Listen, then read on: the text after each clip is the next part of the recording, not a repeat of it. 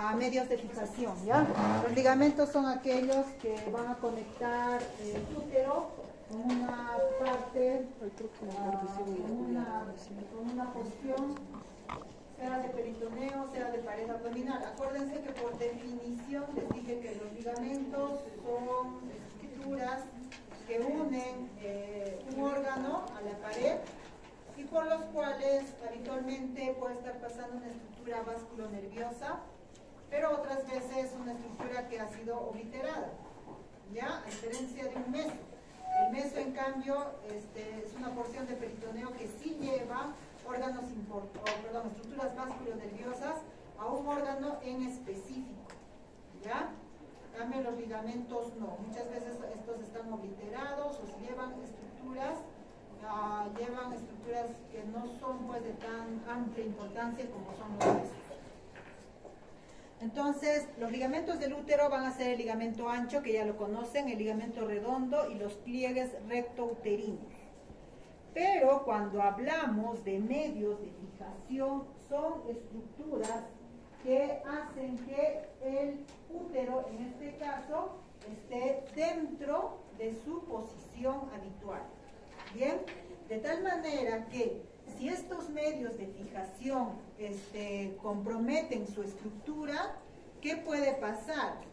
Que el útero, en este caso, va a tener problemas en cuanto a su posición. Por ejemplo, si el suelo de la pelvis, en el caso de las mujeres que han tenido varios hijos, se debilita, entonces eso va a hacer que el útero no se mantenga en su lugar y se presenten los prolapsos, ¿ya? Entonces, eso por favor tienen que tener en cuenta, ¿ya? Entonces, ¿cuáles son los medios de fijación? El peritoneo, que constituye a este nivel el ligamento ancho, el suelo de la pelvis. Ya saben ustedes que el suelo de la pelvis lo componen el músculo elevador del ano, los músculos del periné, y estas estructuras después del parto tienden a debilitarse, favoreciendo los prolapsos uterinos. Es por eso que las mujeres que van a tener más de 2 partos vaginales, sobre todo, son las que van a tener mayor posibilidad de tener prolapsos uterinos. Bien, medios de fijación también están estos ligamentos, ¿no? Los ligamentos redondos, el ligamento pubocervical, ¿ya? No es un ligamento del útero, pero sí este ligamento, al fijar el cérvix en su posición, hace pues que el útero esté también suspendido en su lugar. Lo mismo el ligamento cardinal y el ligamento uterosal, ¿ya? Entonces, todos esos son los ligamentos, los medios que fijan el órgano en su posición, ¿ya? Ligamento ancho, sí hemos hablado, ¿no? Del ligamento ancho, es un repliegue de peritoneo que, ¿no es cierto?, está pasando por encima, va de la pared abdominal al útero y hacia las paredes laterales de la pelvis. De esta manera fijan el útero en su posición. Va a estar constituido por una hoja peritoneal anterior y una hoja posterior, porque, ¿no es cierto?, pasa de la pared abdominal, recubre la vejiga, va a ingresar formando el fondo del saco vésico-uterino y va a cubrir la cara anterior del útero. Entonces, al cubrir la cara anterior del útero es donde forma la hoja anterior, ¿ya? Traspasa el fondo uterino y cubre la cara posterior, y en ese momento constituye la hoja posterior. Entonces, una vez que cubre todo el útero, hemos dicho que hacia los bordes laterales se va a fusionar. Entonces, en ese momento que fusiona, en realidad eso es lo que constituye el ligamento ancho, ¿ya? Desde los bordes laterales hasta su fijación a la pared. Eso es el ligamento ancho, ¿bien? Entonces, estas dos hojas se unen superiormente y forman un repliegue que prolonga lateralmente el peritoneo del fondo uterino. Al llegar a la pared pélvica lateral, va a tener continuidad entonces con el peritoneo parietal de la pared anterior, posterior y lateral del abdomen, ¿no es cierto?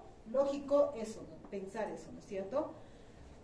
Entonces, hacia la cara posterior superior el ligamento ancho.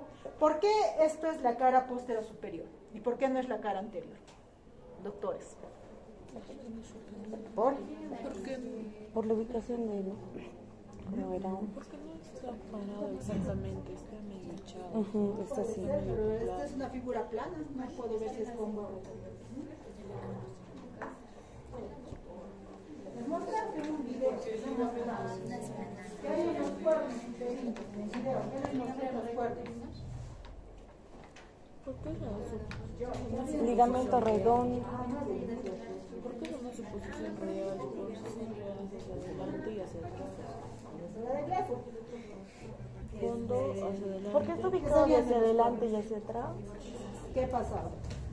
El ligamento redondo. ¿El ligamento redondo dónde está?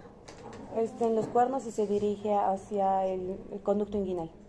Ya, pero me habló de anterior o posterior. ¿En qué parte está el ligamento redondo?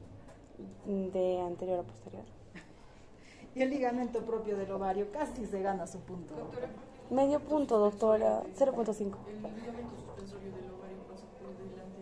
No. Tiene algo que ver con lo que dice la doctora, pero no se ubica. Déjeme ubicarme, doctora. El ligamento propio el ligamento propio es posterior. El ligamento redondo es anterior. Por eso ayuda de la doctora. Medio punto, doctora. Sí, medio punto. Mejor a mí que me ponga el punto. Acuérdense, doctora. Yo sabía el ligamento redondo. Está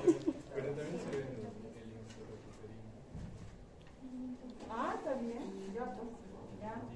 Vamos a ver. 3, de repente. Ya está, pero está lógico. Tal vez está ahí. Incluso, ¿no? El ligamento recto uterino se ve ahí. Y el ligamento recto uterino es la parte más superior de El ovario era el único órgano. ¿Dónde está? del fondo de Intracavitario. ¿cierto? Es la parte más superior del fondo del sacro. Los ligamentos rectouterinos. Y acuérdense, doctores, que les he dicho, del cuerno uterino van a salir 3 estructuras. Al medio, las trompas uterinas. Anterior, los ligamentos redondos. Y posterior, los ligamentos propios del ovario. Y como el peritoneo o el ligamento ancho pasa por encima de esas 3 estructuras, va a formar aletas, ¿sí o no? 2. Ya, la aleta anterior, que está constituida por el ligamento redondo, y la aleta posterior, que va a estar constituida por el ovario y los ligamentos propios del ovario. Entonces, por eso pues es la hoja posterior, doctores. Y hemos dicho que entre la trompa uterina y el ligamento propio y el ovario, esa porción de peritoneo constituye el mesosalpinx. Entonces el mesosalpinx es posterior. ¿Sí? Ya. Entonces, el peritoneo hacia la cara posterior, es decir, donde está, va a llegar hasta el fondo de saco, va a reflejarse formando el fondo de saco de Douglas.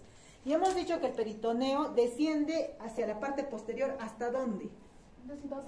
Hasta 2 centímetros superior de la pared posterior de la vagina, ¿no es cierto? En cambio, en la parte anterior, no, solamente cubre la cara anterior, no cubre ni el cuello ni la vagina.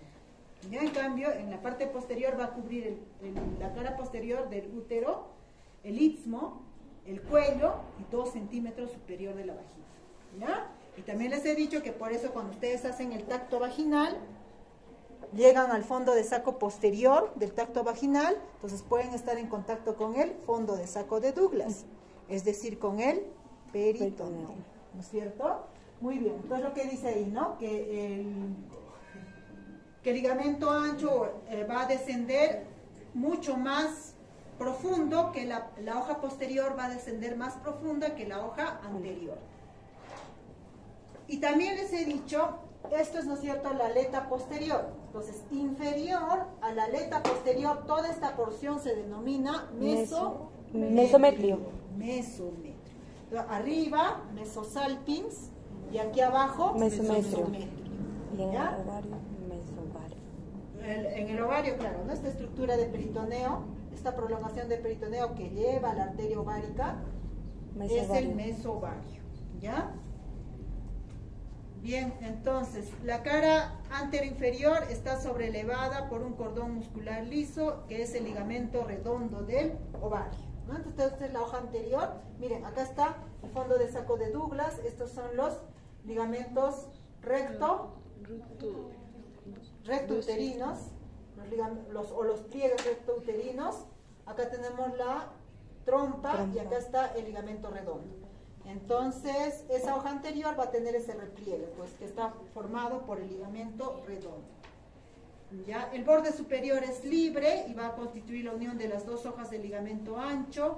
El borde medial, en el borde medial se unen, ¿no es cierto? Se fusionan esas dos hojas y ahí está ascendiendo la arteria uterina, ¿verdad? Y no solamente la arteria uterina, sino también el plexo venoso uterino, los vasos linfáticos, los nervios, el conducto longitudinal del epóforo y paraóforo. ¿Qué habían sido esas estructuras? Vestigios del mesonefro o conducto de Wolff, que da origen ¿a quién? A las vías espermáticas, ¿no es cierto? Conductos eyaculadores, epidídimo, ampolla, vesículas seminales, salen del epóforo, ¿no es cierto? Del mesonefro o conducto de Wolff, ¿no es cierto? Y entonces ahí van a encontrar. No se olviden que hemos dicho que cuando hemos hablado de estructuras vasculonerviosas de la pelvis, hemos dicho que las venas están organizadas en plexos, ¿verdad? Alrededor de los órganos viscerales. Entonces, por eso ahí dice, ¿no? El plexo venoso uterino, ahí va a estar ese nivel. El borde inferior, entonces las dos hojas del ligamento ancho se unen también en su borde inferior y ese borde inferior está separado del periné por el tejido del espacio pelvirrectal superior. Acuérdense, el espacio pelvirrectal superior es el espacio que está por encima del diafragma pélvico. ¿Sí les dije? ¿Sí? Doctores. No, no nos dijo eso. En anfiteatro les he dicho.